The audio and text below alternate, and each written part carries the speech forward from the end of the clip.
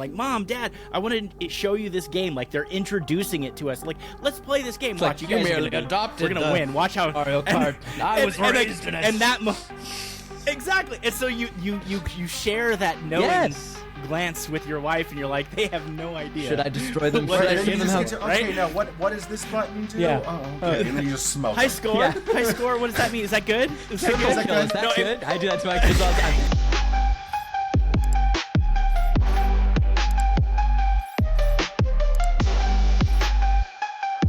Talk about this. Ladies and gentlemen, welcome back to the I'm Telling God About This podcast. We're glad you're here. Hey, this is a really awesome week. We're excited to have a show. We've been getting some good content in the comments, and man, we had a great suggestion. From who is the member again? I don't remember, We'll pull his but name you're up, but awesome. anyway. Leave a I think comment it's because we seriously Tyson want to Roberts. listen. Yeah. Tyson Roberts. So anyway, we're big fan.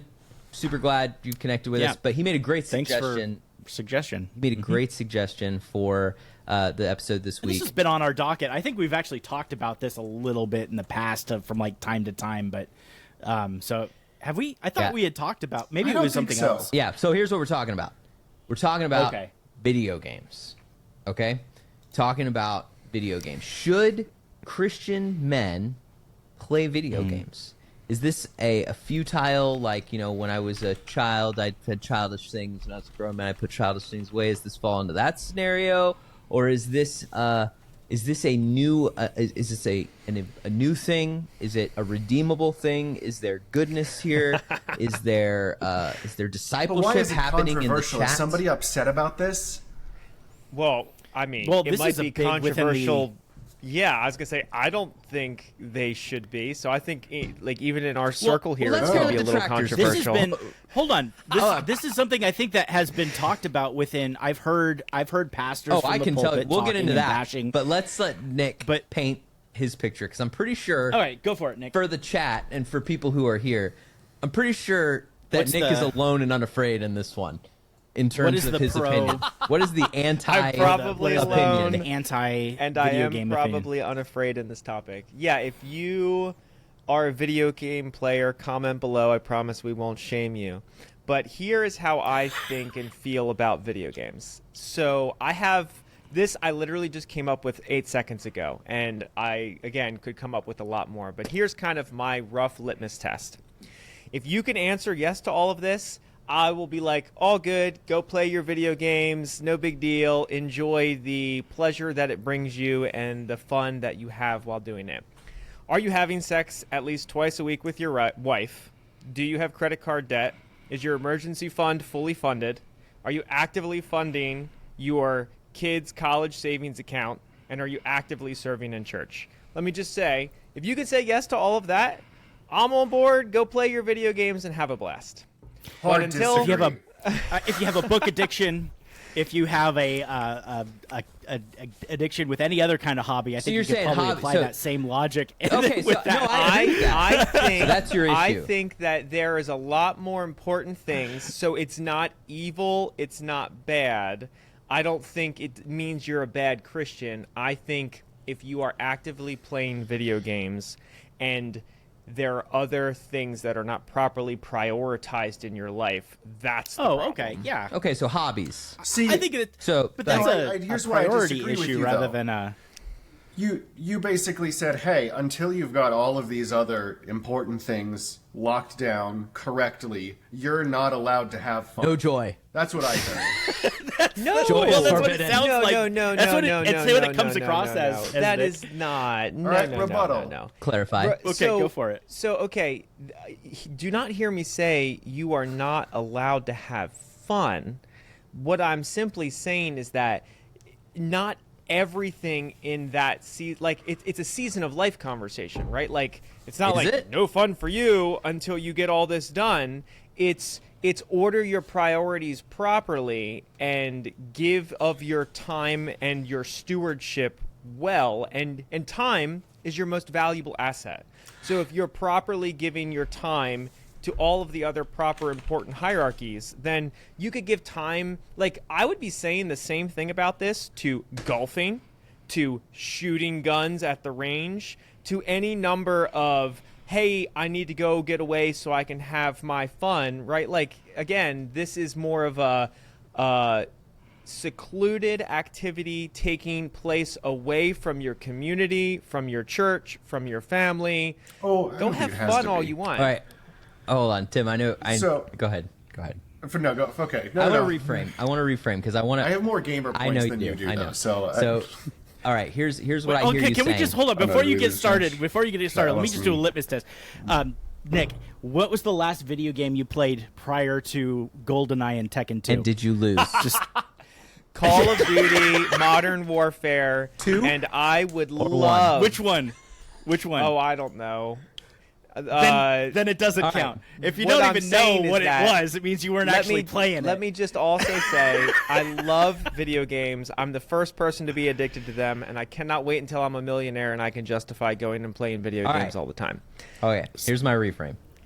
What I hear you saying is this, that what you're saying is the general perception that we see when we hear about adults playing video games, right, is like video game addiction. People who are spending hours of their day in a basically quote unquote vaping in their basement and in single in a fruitless grind for points, whatever.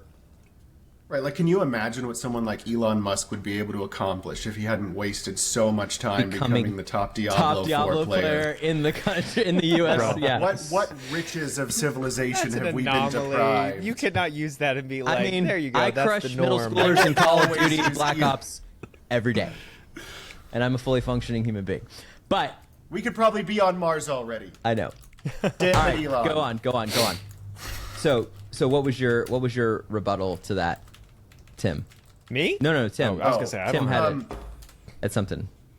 Yeah, so I mean, part of it, Nick, you're like an above average industrious person in the first place. So your drive to productively use all the resources and time that you have is high, right? And I think your mental energy for doing that is also really high. I would say not all of your time is created equal, though. The idea that you can simply switch from one productive obligation to another and have that be just as effectively executed as the last thing, I don't think it's certainly not true for me. I don't think that's true for most people. And so the idea that, hey, if you're using all of your productive energy and then you're using that last 20% of your time or whatever it is, your free time, to go doing something that is rejuvenating mentally for you, because as men, it's we do have more of that obsessive energy than women conquer do. Dynamic. And sometimes and there's a difference between directing that towards something where the outcome is a need, like you have to get it done and you have to get it done to a certain level, and when you execute that just for the fun joy of crushing middle schoolers after a hard day of work. It's a decompressing agent. Okay. Okay. So let me put this out. there. So this is good. So really, what it sounds like we're talking about here is, what we're really talking about is like men and hobbies. Like video games is a clear one, right? Sure. But it's men and hobbies, and this is interesting because I hear about this a lot in counseling, a lot with women and men. It's like, oh, well, why is it that, men, especially in their, 20s and 30s, probably all men, like why this has historically been this idea of whether or not it was like when we think about when we were growing up, like what TV portrayed as like our dad's thing is like, oh, there he goes out to the garage and the wood shop to go out and work on the hot, you think of like Tim the Toolman Taylor with his forever hot rod that he's building out. Exactly. Like, my dad, he restored a 1972 Monte Carlo in his garage, and that was because you're a man, you got things to do. Exactly. Go get it done. And so here's what's interesting is that but then there's this new dynamic because, I thought about this a lot having my own kids, and I'm just reaching the age with my own children where I'm able to play video games with them. And I didn't play video games with my dad because my dad wasn't of the video game generation, right? But my kids have to look at the titan of competency and excellence that their father is, and just stare at that Mount Everest for probably until like the neurodegeneration starts to take hold, until they'll have the ability to really surpass me. But it is funny because they're like, but that's a thing that we have now, where like my kids try to beat me at Smash Brothers and fail, or they can't, race me in Mario Kart. Nintendo 64, Super Smash Brothers. I'll still school every single one of you. No, but like, isn't that the thing? Isn't that the thing? Even touch me. Like, that's just quick side rant here, but like, that's the funny thing. Like, we got a Switch for the kids last Christmas. We got them Mario Kart. Yep. And they're playing Mario Kart, and then, they're playing it for a while, and they're getting first place against the computer, and they're like, Mom, Dad, I want to show you this game. Like, they're introducing it to us. Like, let's play this game. Watch, like, you guys merely adopted. We're going to win. Watch how Mario Kart. I was raised in it. And that exactly. And so you share that knowing glance with your wife, and you're like, they have no idea. Should I destroy them? Should I show them how? Okay, now what does this button do? Yeah. Oh, okay. And then you just smoke. High score. High score. What does that mean? Is that good? Is that good? Is that good? I do that to my kids all the time because I watch everybody. I'm like, triple kill. Is that good, Avery? Avery can read now too. So for you, a triple kill is all 3 of your kids. That's it. Is that? When they're all right. done. All exactly. Because I'll do private matches now in Call of Duty, and like we can get on and play against each other. So we can acknowledge that, at least from our experience, or 3 of our experiences, that would, or maybe not you guys, because you're not playing video games with your kids as much. Josh and I guess, when we're playing video games with our kids, we can acknowledge that it is a social for sure. Pastime, for right? Sure. It is something that is incredibly enjoyable. I don't think that's being disputed, though. No, we're not talking about that. Right? No, I'm saying I'm not disputing it at all. I'm saying that there is Nick definitely some benefit there. And I would honestly, say there are I think other better things socially you could do. Well, sometimes you don't have the option. So, like, I'll give you an example. We mix it up. We mix it up with my family. So some nights we might play the Switch. Some nights we play Rummy. Like, we mix it up. We show, like, hey, we don't do one thing all the time.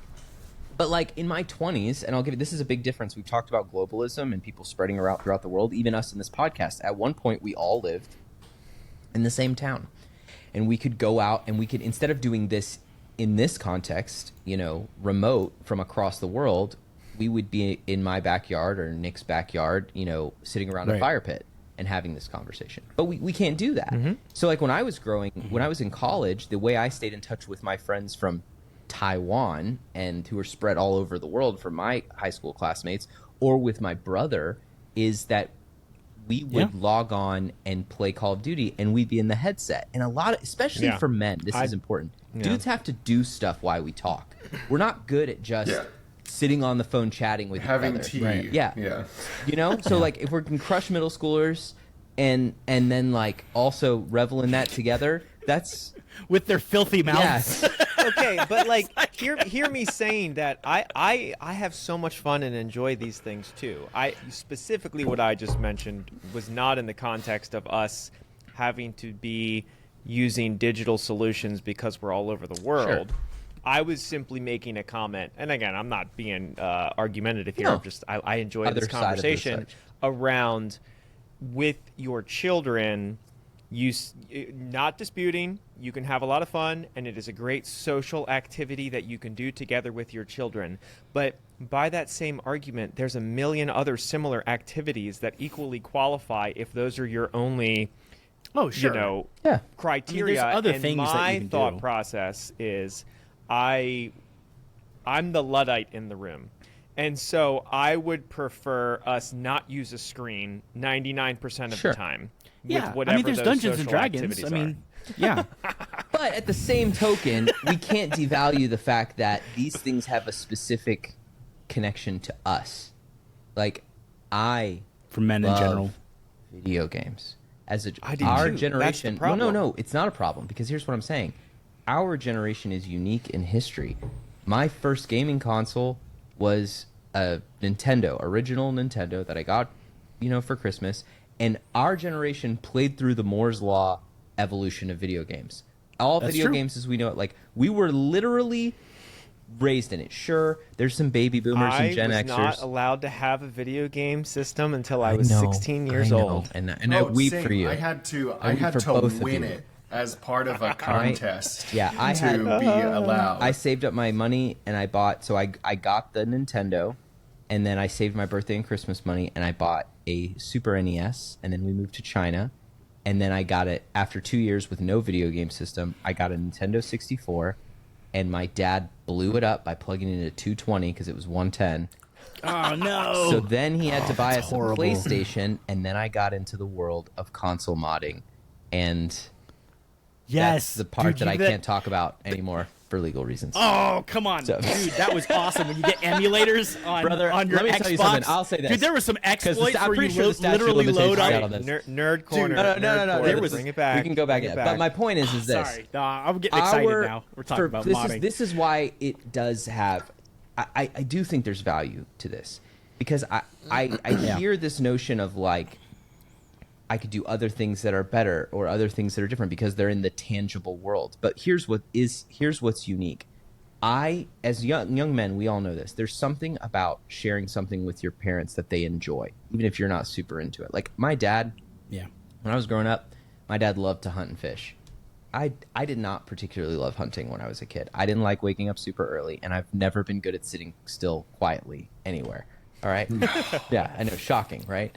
But I love seeing my dad get excited to show me and teach me things. And I loved learning things that he was passionate about. And if I could do those things with him, that was fun for me at a different level than other things. And here's the reality. Because I love playing video games more than I love, like, you know, I can sit down and play various silly games like bingo, or not like a bingo, but like, you know, Bandit and Bluey. Like, I'm not good at that. But like the things that I love that I can share with my kids, that is a unique thing. And so because we grew up, or at least me, because I grew up playing video games, and that's one of the things that I've done that I share with my kids. But this one in particular, it's one of those things that, like, I think that resonates. And so it's a special kind of social interaction as opposed to just a social interaction for the sake of it. So maybe I'm not disagreeing with you, Nick. I'm adding something to it, if that makes sense. Can I circle back? I understand what you're saying. Yeah, go ahead. The Josh. original kind of comment here of the maybe the pushback, because it's,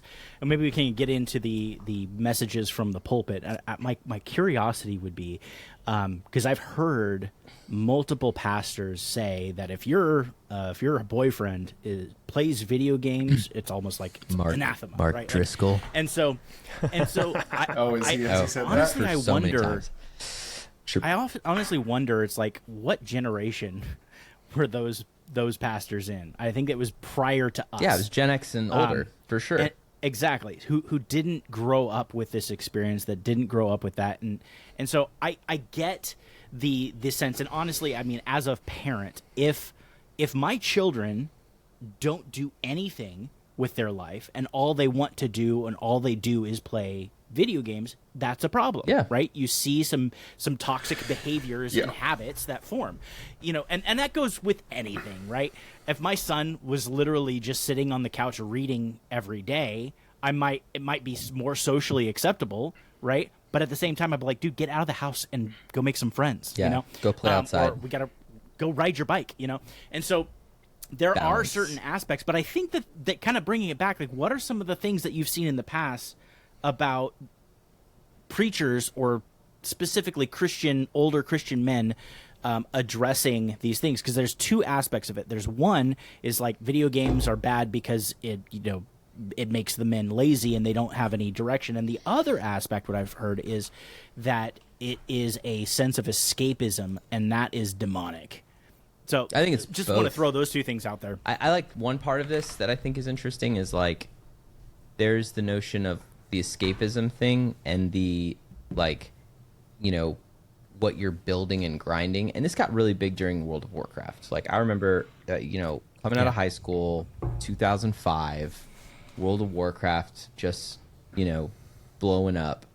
And there was a real addiction problem. And people were grinding. This was really kind of the start, not really the start. For the super nerds who are listening. Define grinding. Yeah, I know. For For the our super nerds in the group. gamer audience. There have been other games that, you know, had these models where, you know, got to spend a lot of time doing menial tasks in a game to build up your experience or your materials so you can go and do more quests or more things, right? But World of Warcraft really brought up that and made it more accessible in a broader group. Like, I remember there were kids that I went to high school with. It's so funny to hear you talk about World of Warcraft making it so accessible, just because the original implementation, like vanilla WoW, was the least balanced, well-tuned game completely ever. Agree. Like when they re-released, when they re-released as WoW Classic, and so you had all these players playing like current year WoW, going back and playing the original like, as it was at the time, and they were like, "This game is horrible." Sucks. Yeah, we've come a long way. But my point is, I don't have a ton. Yeah, so this is LFG Ubers, man. Like I Nick is just like, pull up. I need to sit in Ironforge for an hour to wait for. I'm over here reading a peer-reviewed scholarly article around video game addiction and its definition. Yeah, ready to share I want to hear with in a second around how we don't say it's okay for your child to gamble just a little bit. It's fun. I used to gamble. We can connect over that. No, it's not the same. And the peer-reviewed studies are we can get into that in a second. I want to say this though. The thing with men though in this in particular social studies is when you're struggling and you're stressed, one of the things that video games scratches really easily, where like the hot rod thing or building guns or Legos or whatever your hobby is for a lot of men, a lot of hobbies center around the idea of I can come home and do something and see it finished. Because so much of a man's life is out of his control, and he's striving to bring it together and to hold it together and to be successful and to be validated in that. And especially in your 20s and even in your 30s, I'd say for a lot of young men, I mean, really say for your whole life, but especially in your developmental years as a young man, this is the reason that so many young men get sucked into the hobby trap, is because it is incredibly frustrating to not be able to land the plane, to not be able to see something fully come together, to be able to know I did this, I built this, and to have other men look at it and say, you did good. Like, there's so many aspects, so few aspects of a young man's life where they get to see that. And you had that in high school and in school. It's like, oh, I did good grades and I got affirmation. I was good at sports. I got the touchdown. I worked hard. I got validated. And then we kick you out into the real world and it's like, nerd, you don't know jack about squat. And you're going to sit here and you're going to grind and you're going to do a menial task and you're not going to own anything. And then you're going to come home to a wife and a kid and they're going to tell you suck because you're learning how to be a husband and a dad. And then all you want to do is like, I'm going to go put together a Lego set, or I'm going to go kill these middle schoolers and have them all be in awe of my 4.0, KDR. But like, that's what it is. So anyway, let's hear about video game addiction. Or what do you think? What do you guys think about that?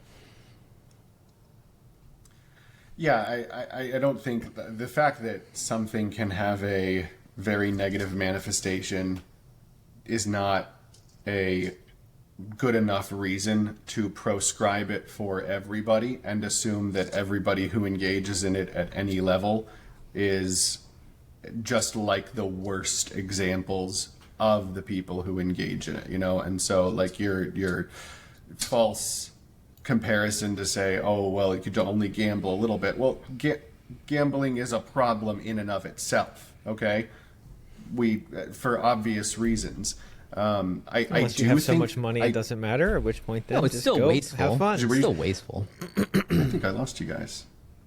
Oh, somebody else take over. I can't hear you. Yeah, I mean, I would say as far as I'm definitely not exactly doing what Tim just said, where I'm saying the worst of these, and if you play them or if you play them with your children, I'm simply saying I do, from my perspective, think it is playing with fire a little bit. And in that way, there are other things you can do, like playing rummy or the long list of other possible things that you mentioned, Hughes, where it's like, okay, great. I don't see any peer-reviewed articles written around the potential addictions and negative side effects of playing too much rummy. So, like, all I'm saying is banned at PCC and Liberty for a while, but hey, all some good Baptists, Blue Hair Mafia. All I'm saying is that I believe it is good to be aware of the power that video games have. In the same way, I don't think and prescribe social media to anyone really Ever. and my children. Cancer. And then in the same way, I think video games are great. I love them. I'm the first person who wishes I could play them every single day. I have played them, loved them. We're crowdfunding an Xbox and for Nick, everything of okay? that. Yeah, Drop right? in the comments. Here's another fun hijacked tangent. Sorry. My wife would happily leave me tomorrow if I brought a video game console into my home and started playing it. What if you had it at work? So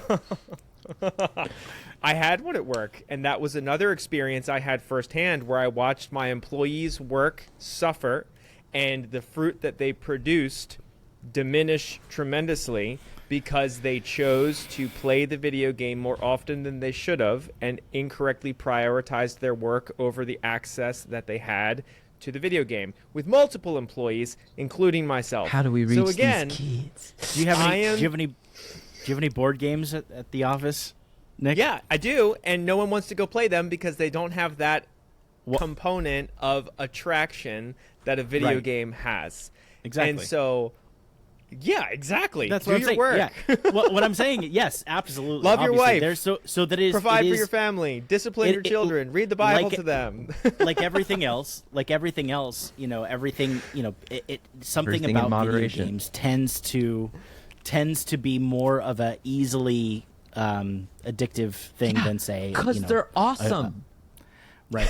Exactly. Well, and that's the they thing. are designed to be. Yes. They are designed Yes. to be. Okay, we can't that's Thank actually you. the reason I stopped playing World of Warcraft because Yeah, it got Thank to a you. point where they were just designing it in order keep to it in. maximize playtime, and then Right. you realize It this stopped. stuff isn't even fun. Oh, no. They're just tapping into the gambler psychology. So yes. Absolutely, that has happened. Yes, absolutely. I know people who just sit there, and I know of people, I should say. I wouldn't be friends with people who did this, but people who just sit there and play video games instead of interacting with their children literally at all. Yeah. Right? Right. Yeah. And so- and that's And we haven't even that's a talked problem, about right? cell phone video games yet. Hey, The real at the beginning cancer. of this conversation, I literally said, if you're doing all these things, You're good. please go enjoy your video And game. the only fully element okay I with disagree with you is I wouldn't go that far. I would say it has more to do with the proportion of time that you're Time allowing management. yourself to engage in it Yeah. than whether or not you're ticking off every single box elsewhere first. Right. Not that you if one of shouldn't. those Those things are is ideal. not being ticked off because you're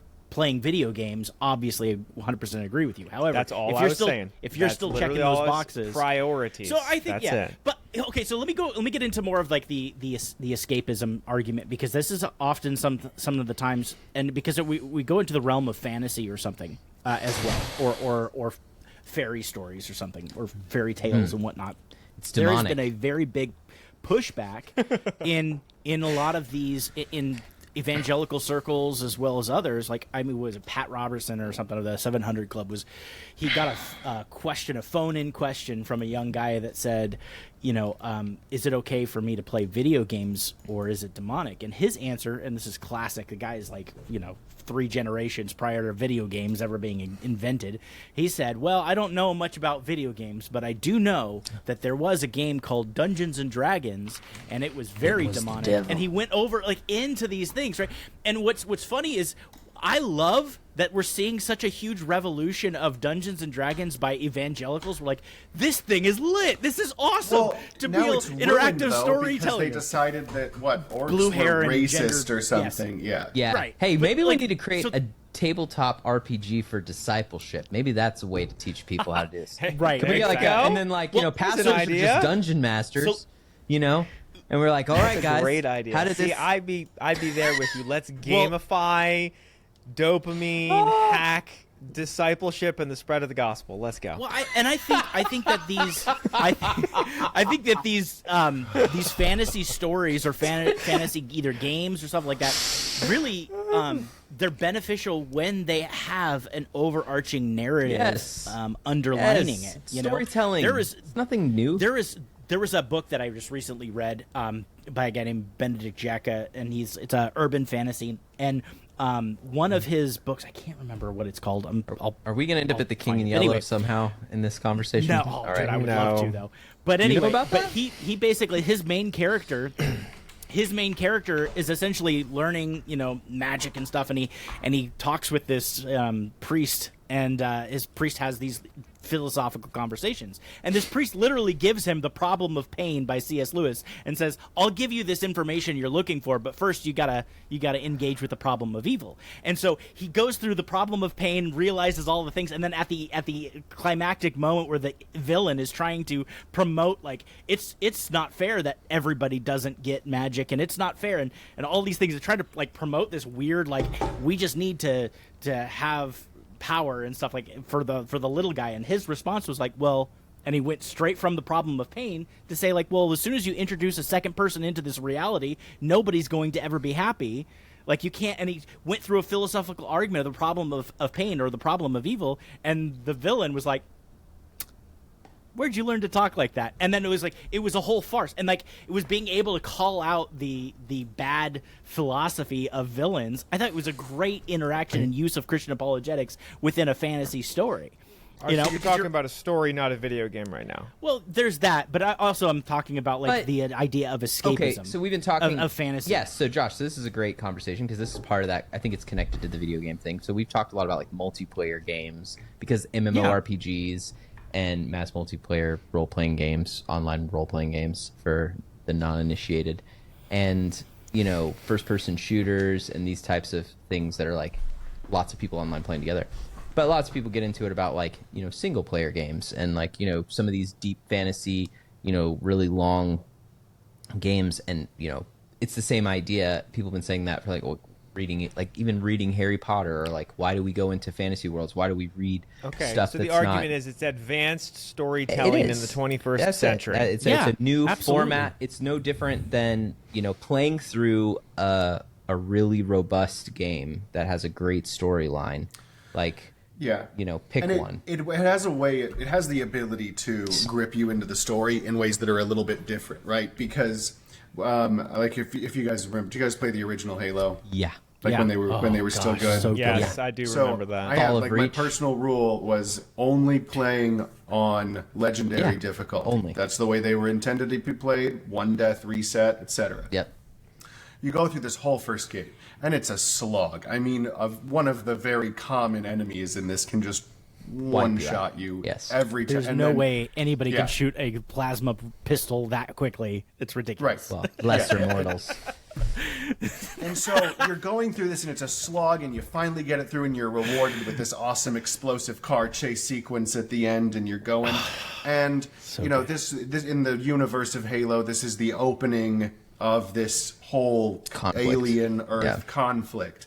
And in the first game, these enemies, they would taunt you, puny human, they would literally, the game would play on for a few minutes or for a few seconds after you died, and they'd come shoot your body and kick you and all this stuff. So you feel bad. But after you go through by yourself, because it's strictly solo, like you don't have any allies, you're just there by yourself. Second game, you go in, and now when you roll up to the enemies, they're not sitting there taunting you. They're saying, "Run away! The demon is coming." That's it. Yeah. Right? Yeah. Your reputation went with you, and if you played through as hard as you could on legendary to get through that, and you get to the second game, and you're like, "That's right, the demon is coming." My reputation precedes me. And so, all that to say, there is a way that effortfully interacting with the story makes you feel different about the events and what's going on in it. And I think that's cool. Yeah. And the same things that we talk about with reading books, like why read epic fantasies? Why write epic fantasies? Why,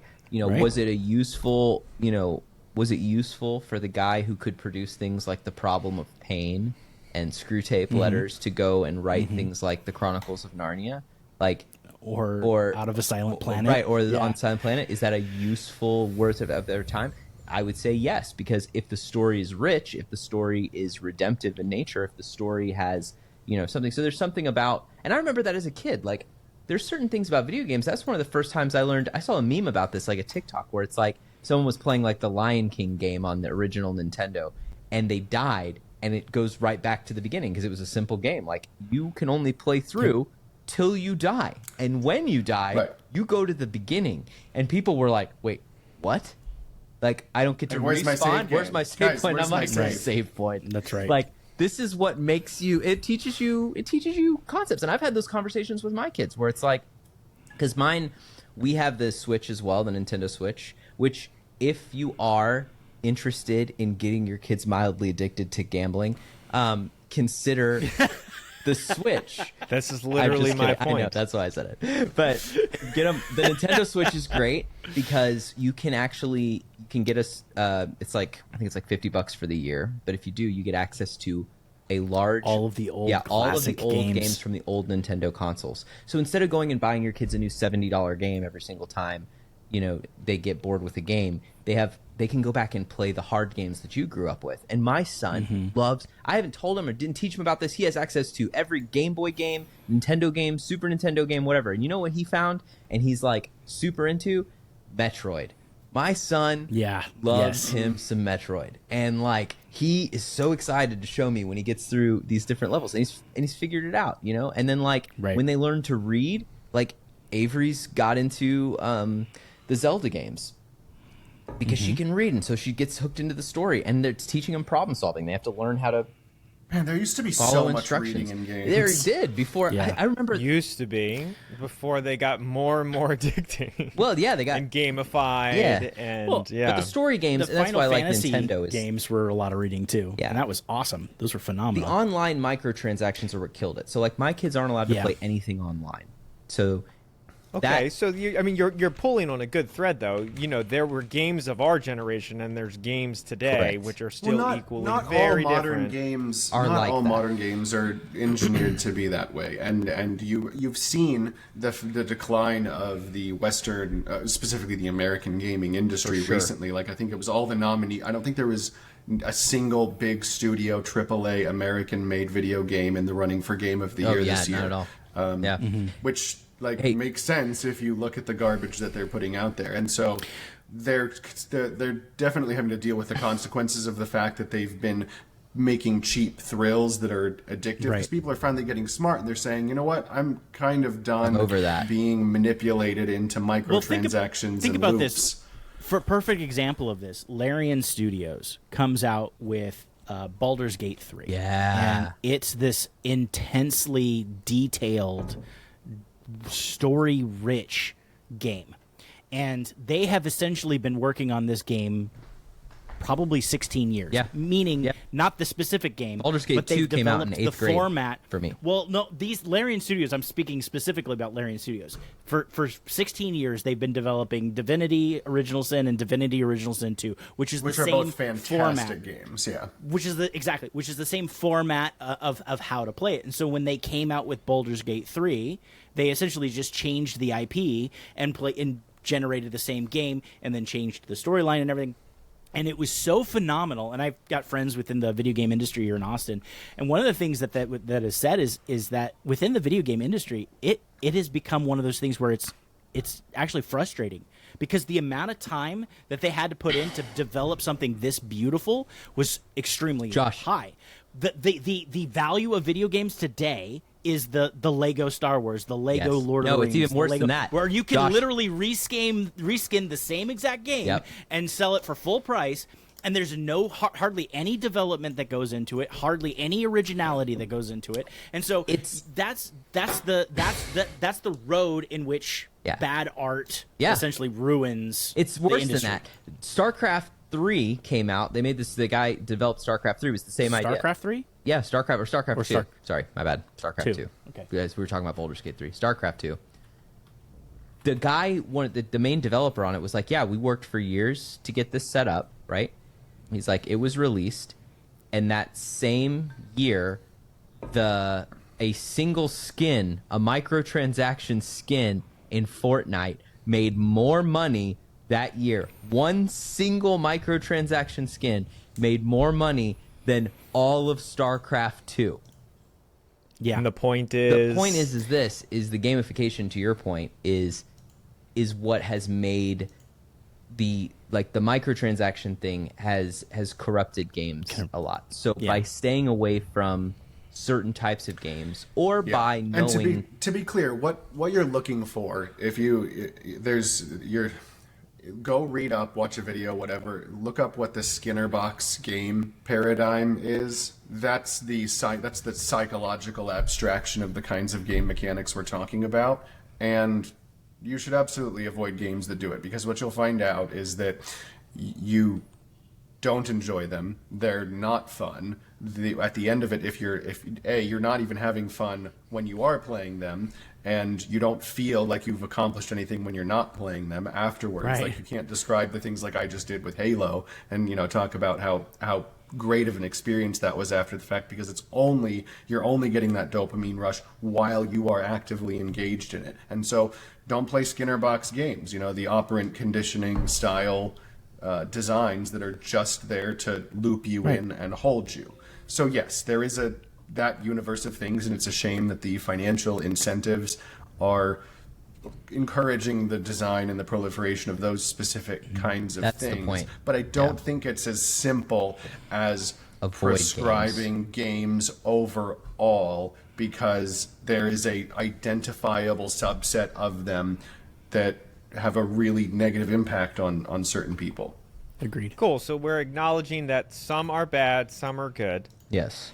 Some have rich story components that provide joy and fun and social interaction, and others are addictive, harmful, and are designed to loop you. Yeah. Well, and there's even small scale addictive that is okay, in the sense that I have an optimization itch. And sometimes certain games I can play, Satisfactory, things like that. It's just I'm gonna optimize some things, and it's gonna be great. And I can sit down and I can be like, oh, it's 3 a.m. I should really go to bed. I have made a mistake. And so, And so I don't want to be even quite that broad about it, because as long as you can put healthy calipers around it within your own life, even some of those things that can scratch that obsessive itch can be very fun. This is a perfect segue, what would be healthy calipers around it, since the three of you are very on the advocating side, and I would say turn off the TV and go read a book. What are the healthy calipers because that was the genesis of the actual comment in question, right? Should Christians play video games? It sounds like you're saying yes. So, or can Christians play video games? So what are healthy calibers that you guys would say here, here is good? Time management. It's simple. It's like you said. Well, what does that mean? Yeah, you say that that's simple, but we live in a world where no one knows how to do that. Marriages are falling apart. Children are not being raised right. The church is failing. What do you And video games are to blame for... No, I think they are a part of the problem. But look, I have a motorcycle too, right? So I remember when I got married and I had my first kid. What does that mean? I'll explain. When I got married and had my first kid, I sold my motorcycle. He's weaving. Because I'm doing the weave. Too. I know. It's different. No, because it's a solo can name endeavor. inanimate objects all day long. Because here's the thing. When I got married and we had our daughter, I sold my motorcycle because, one, it was dangerous, and two, I just didn't have time to go be by myself for a couple hours on a regular basis to go off and ride my motorcycle, because it's I'd rather be hanging out with my wife, or my family needs me, or I'd rather be doing those kinds of things. It's the same reason I sold my motorcycle. Exactly. So my point is this, I couldn't really use it and justify having it, right, at that stage, right? And that was a very expensive hobby, and at that point it didn't make sense financially. And I couldn't fit it into my daily life. Video games have stuck around through all of this, though, because and I'll give you an example. I have consoles. I don't have a gaming PC because of the cost difference, right? For me anyway. I have a console because I want to just be able to sit down on my couch, turn on. I know. Healthy console. I know. But I can just sit on my couch. I can turn it on, and I can play, for 30, 45 minutes.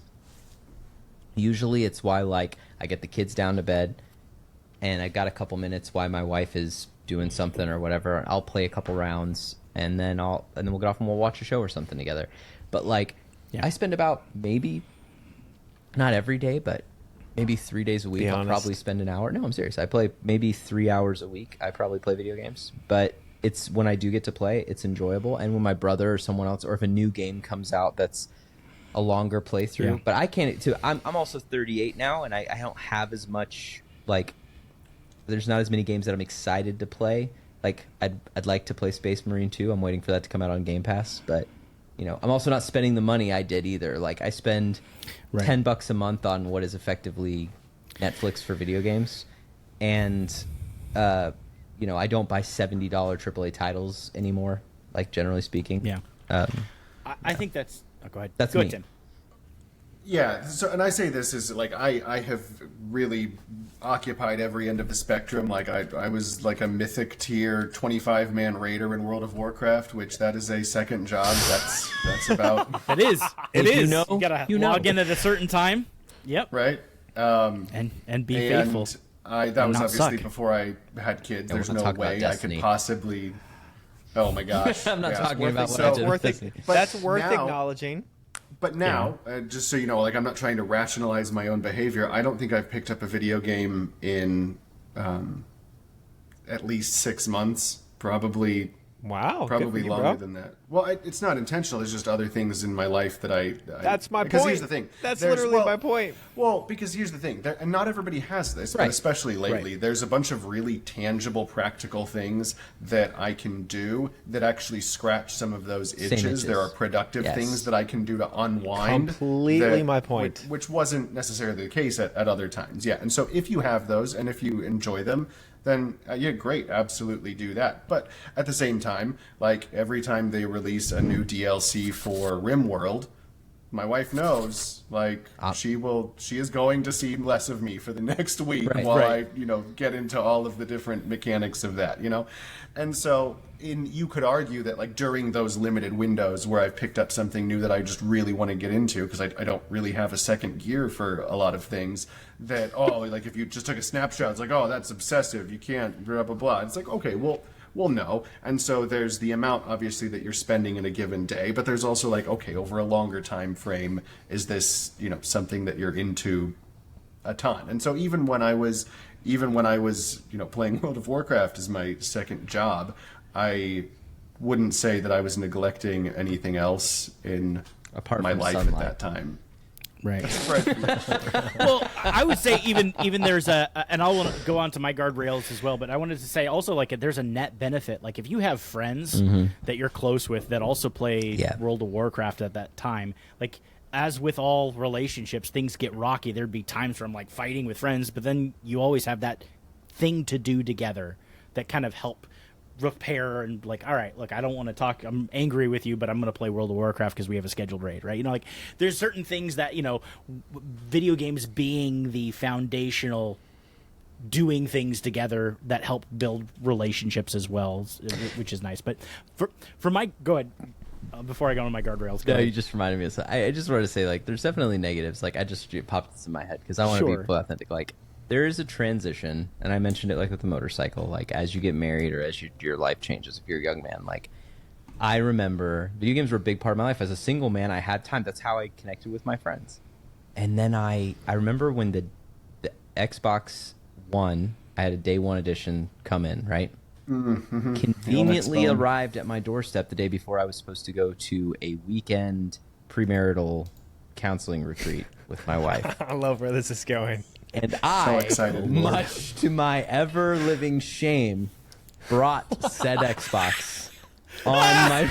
My point. Nothing else need be said. There we go. And continued to give myself plenty of content to work through in marital counseling for subsequent years.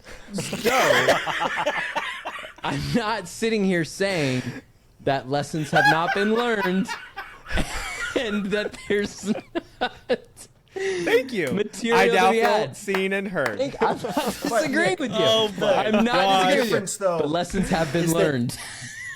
That's why my point about men having that obsessive muscle anyway. Yes. It could have been a lot of other things. It could have been anything. That, right? Yes. And so I think I don't think Not it's in fair. that context. No, it was funny. I'm gonna bring my rummy cube, honey, and every second I get at our premarital conference. Oh, the newest way to play my rummy game. The newest book just dropped during the time of my marriage retreat. I need to. Do you guys think that argument does not work? I gotta pause you guys real quick. Do you guys do this? I do this. Maybe it's just me. I'm obsessive. When I get a new thing, like a new whatever, right? Like knife, gun, gadget, like that Joker is with me by my side everywhere for like a week. Yeah. And when I say it doesn't matter what it is, like if Starlink Mini didn't for real didn't leave your side the entire time we were in Lynchburg. Gel blaster. No, to be fair, I didn't have cell phone service, so the Starlink kind of had to go with me everywhere. But the gel blaster, justify it however you want. Yeah, Josh, I know that's what I'm saying. But do you guys do that? Nick. No, not even a little bit. Absolutely. That's what I said when I said I don't have a second gear for a lot of things. I'm the same way. Me too. I'm that way. Muscle. Yeah. So let me just finish on my point with guardrails, because I would say I would agree with everything that you guys have said, and so I won't belabor that too much. But what are things that I will add of We have a values. difference of opinion though here. You can't be a peacemaker like that when there's tension. You can't agree with all of tension. us. Sorry, well, I'm agreeing with Go, Tim Anderson. and Go, Josh Anderson. and disagreeing with Nick. But I would say that board. the value added here is if you're playing video games, avoid the kind of skin box games that we're talking about or the microtransaction games. I don't want people Googling skin box. I don't know what that would bring back. Hear about that wicked doll conversation that sent millions and millions of children to a hardcore porn website? Yeah. All right. Anyway, so what I would say is pursue video games like you would pursue and appreciate art, because it is something that can be appreciated and it's something that you can actually learn from. I would say that there are pretty amazing games in Star Wars, The Knights of the Old Republic. Let the man speak. One of the most amazing things. What? Go ahead. Just go. Crap all over it. You just said that as if appreciating art is something that the average listener to our podcast does as a normal thing. I'm saying it's something that you should do. It's a virtue of masculinity, I think. Anyway, continue. Whatever. Well, let me get on to my actual. Go ahead. I apologize. High level culture, and let this peasant complain to himself. Anyway, so I would say engage in video games like art and story like art. And appreciate it, and like the way that it is put together, and the hours and hours and hours and years that it takes to develop. There's certain amazing games out there, like was mentioned, Halo, Star Wars: The Old Republic. There's some of the Final Fantasy games are really, really amazing. So I would say the value added is don't just when you have limited time. Be choosy, be selective about the types of games that you engage in. That's the guardrails, I would say. That's good. Yeah. I guess the thing I want to make sure that I heartily object to, though, is just, if you're a young man and you enjoy your video games and blah, your Mark Driscoll tells you blah, blah, blah, don't let people scold you out of doing things that you enjoy when you know the rest of your life is well ordered. You know what? Right. If it is. You don't owe. If it is well ordered, yeah. And even if it maybe it's not entirely, maybe there is a little bit of an escape for you. You know what? That's okay too. All right. There are seasons of things, and sometimes you just want to go and kill some aliens, and that's all right. Yeah, that's true. Yeah, and I think we would all, even I would agree with that. Not to go really morbid here, but after my daughter died, all I wanted to do was sit at work and play video games for 8 hours a day. And that was the most therapeutic thing I could do. 5 days a week. I literally just did it for 5 days. And it was amazing. Yeah. And yeah, time and a place, seasonality. I think we're definitely all saying that. Yeah, for sure. But there are definitely some of the more, I think, legalistic approaches who will say, video games are always bad and blah, blah, blah. And they're scolding young men because they see some deficiency in their generation or whatever. And it's like, no, you know what? At some point, It's okay. You say, I'm responsible for me. I enjoy this. I'm going to do that. And I'm going to take responsibility for keeping healthy boundaries around it as well. I agree. So, if you've stuck with us this long, awesome. I think we can all agree, hobbies and men, video games, it's like a universal one, I think, for a lot of men in our generation growing up. And so that kind of touches on it. But, other hobbies are the same thing. And I think, really it comes down to time management. And also, I'll say this to Tim and to Nick's point, one of the best ways, one of the ways that I found out that I coped heavily with video games, because I'm like super ADHD, and one of the things that helped me, that was when I got married. And what that showed me was, even though I'm a social person and I spend a lot of time with people, it wasn't until I was living with someone who had a real, desire to like understand my behavior and how it affected them, that I was able to kind of get a real picture of myself. Because once you move out of your house in your 20s and you're doing your own thing, it was like, it wasn't until my wife kind of looked at me and was like, you do that a lot. And I kind of looked at it and I was like, yeah, I do. Like, I didn't realize how, because to your point, seasons, you move through this, someone's going to help you do that. But if you are completely isolated and you're not living in community and you don't have people or good roommates, have roommates with people you can trust, people who have permission to speak into your life. Like, they may be wrong, but it is a data point to be considered, you know what I mean, if they look at you, or at least something you're going to make a choice on. But like, I think those are the dangers. Like, you talk about guardrails. That's kind of like the last one I would add, and kind of the land with this is like, you don't want to, we shouldn't live in isolation, especially when you're a young man. And a lot of times that's kind of where we end up. We come back in from society and we kind of go into our own little world, and then it's easy to just get lost there. And so if that's you, I'd just say like, yeah, get some good people around you, who will check in on you.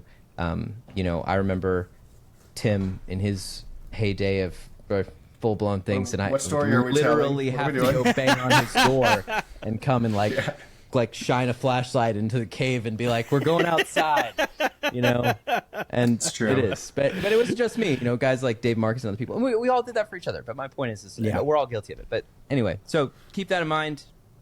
We want to hear about your stories. Like and subscribe. Love suggestions. Leave a comment. Yeah, we love suggestions. How this episode got created was we had a wonderful comment from a fan, and if there's anything else you want us to cover, leave a comment below. Yeah, it's a great topic too. Till next time. Thank you for that, guys.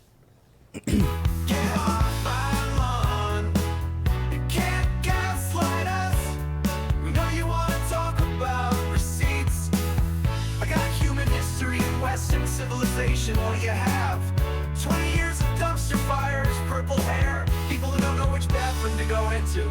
Get off my lawn.